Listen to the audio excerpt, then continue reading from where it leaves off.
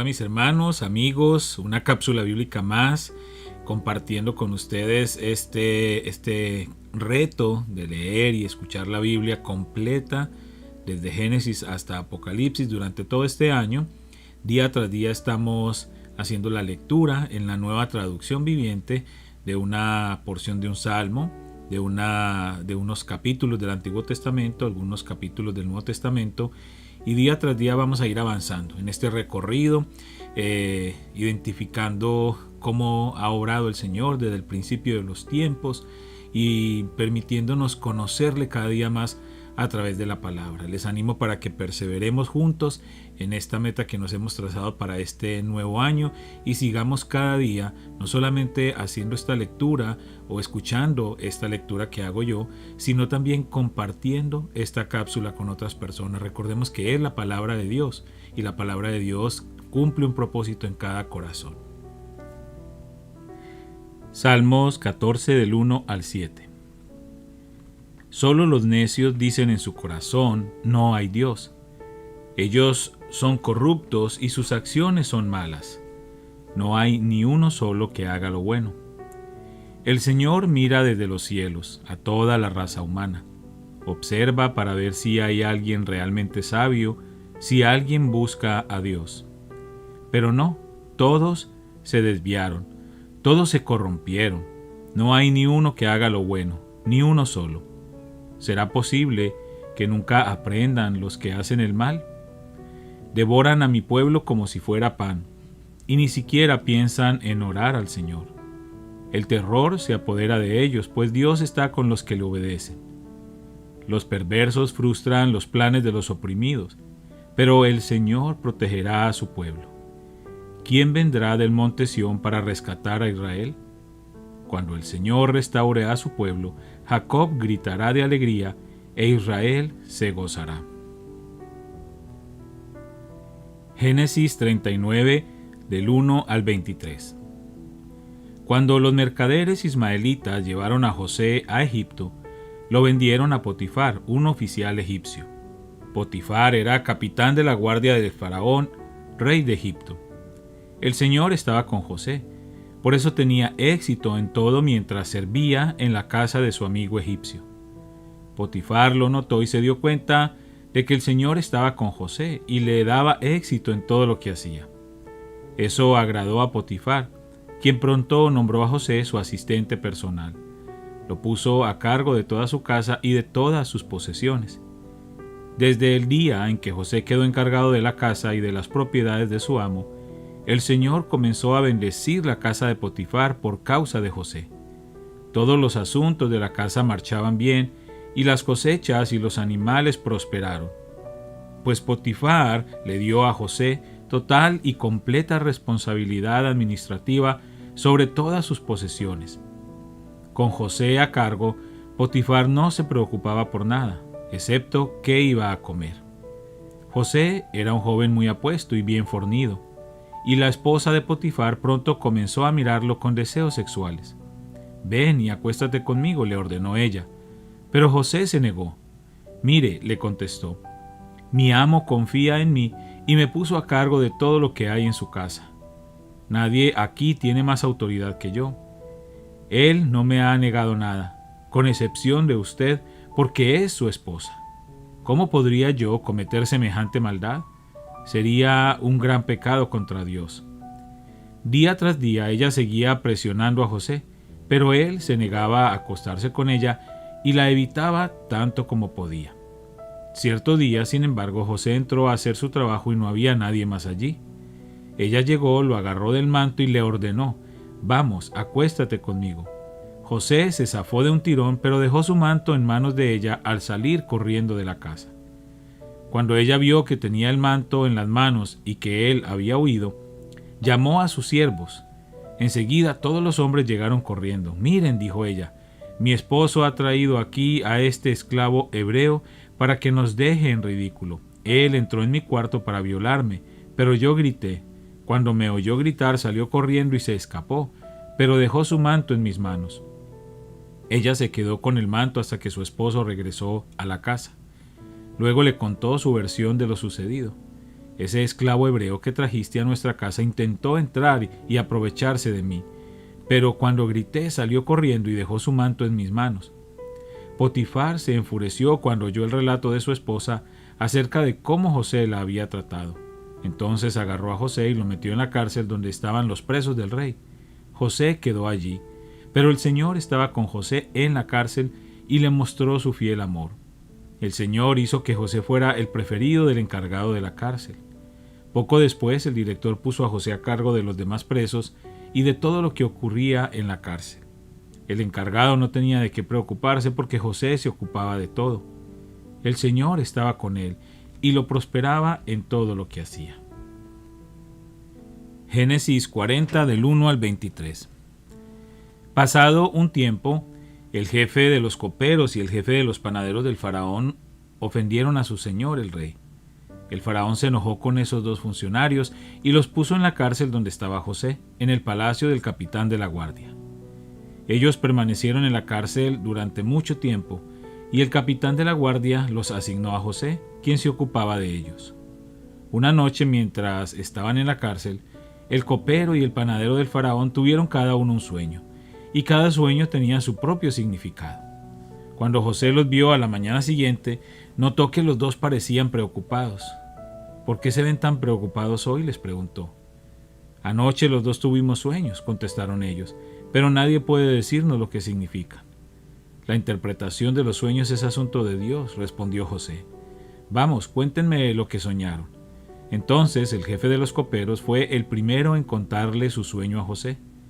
En mi sueño, dijo él, vi una vid delante de mí. La vid tenía 3 ramas, las cuales comenzaron a brotar y a florecer, y en poco tiempo produjo racimos de uvas maduras. Yo tenía la copa del faraón en mi mano. Entonces tomé un racimo de uvas y exprimí el jugo de la copa. Después puse la copa en la mano del faraón. El sueño significa lo siguiente, dijo José. Las 3 ramas representan 3 días. Dentro de 3 días, el faraón te levantará y te pondrá nuevamente en tu puesto como jefe de sus coperos. Te pido que te acuerdes de mí y me hagas un favor cuando las cosas te vayan bien.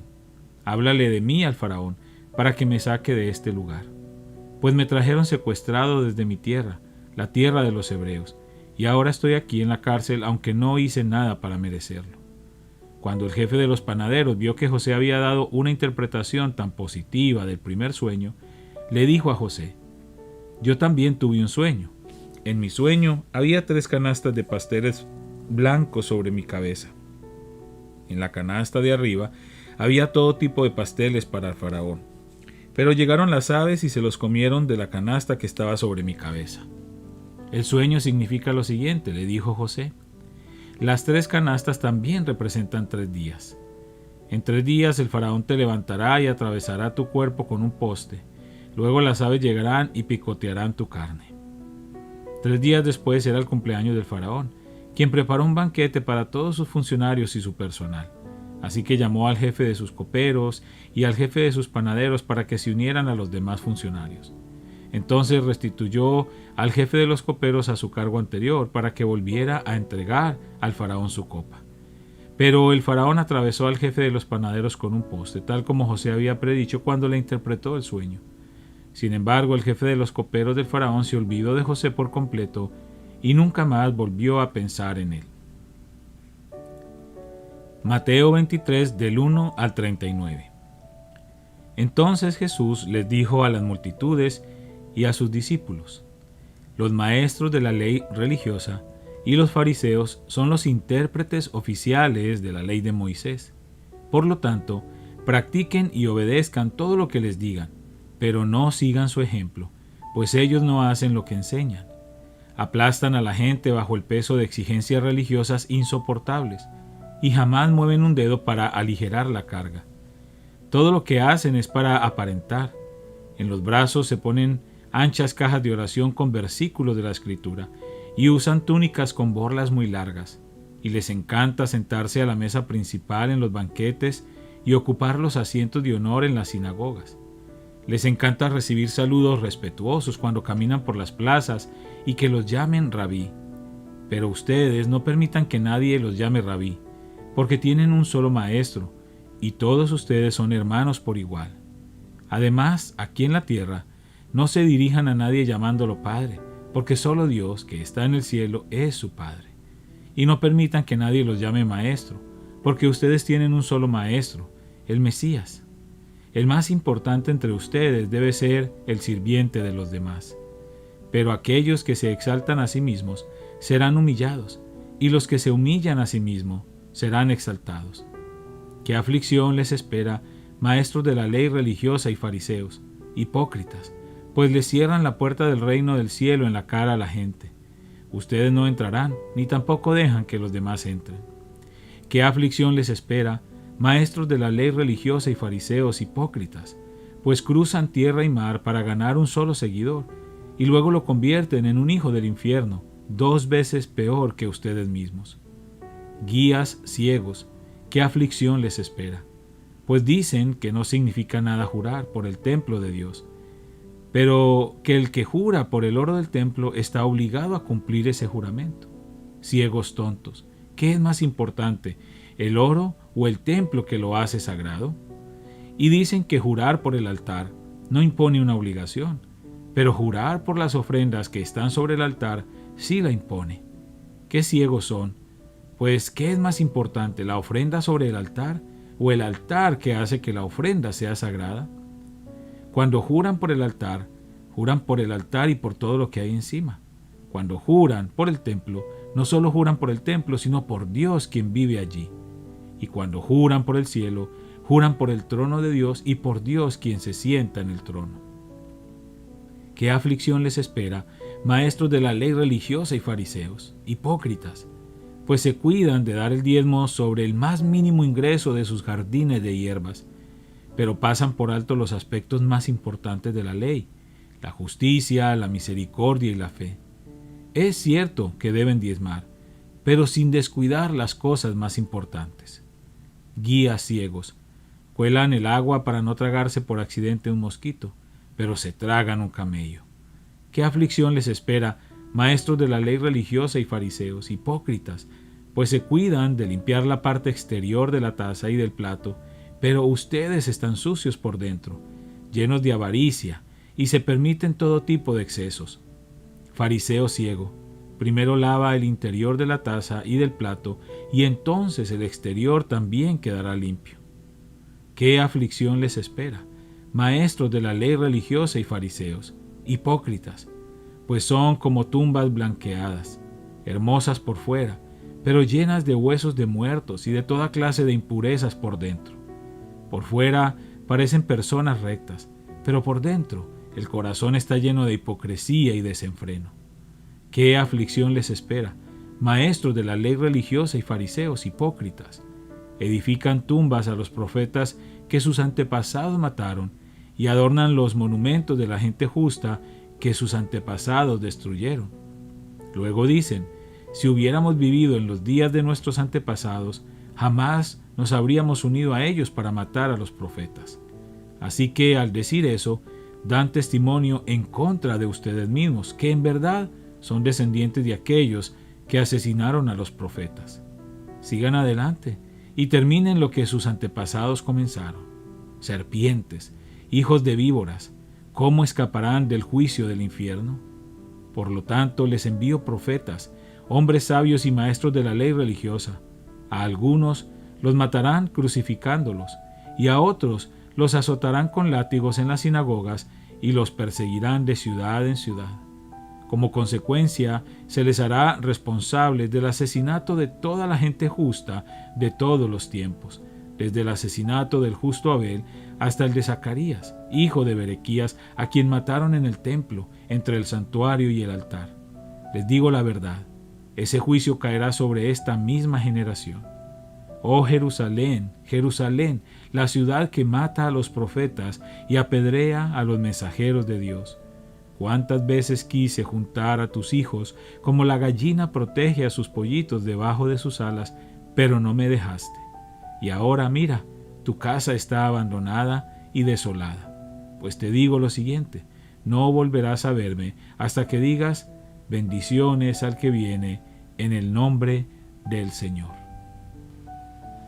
Padre, te damos gracias por esta palabra que nos permites leer en este día. Gracias por tu fidelidad y tu misericordia y la libertad que tenemos de leerla, de escucharla, de compartirla.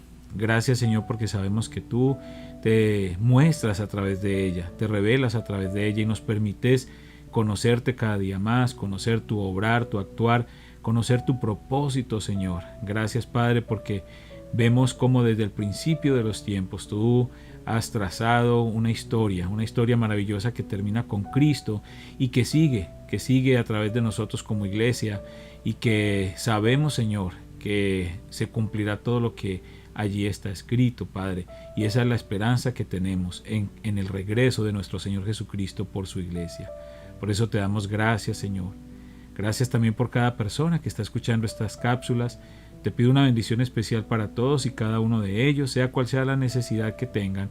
Yo te pido que seas tú respondiendo a sus oraciones, Padre, y que seas tú glorificándote en sus vidas. Te damos gracias, Padre, en el nombre de Cristo Jesús. Amén.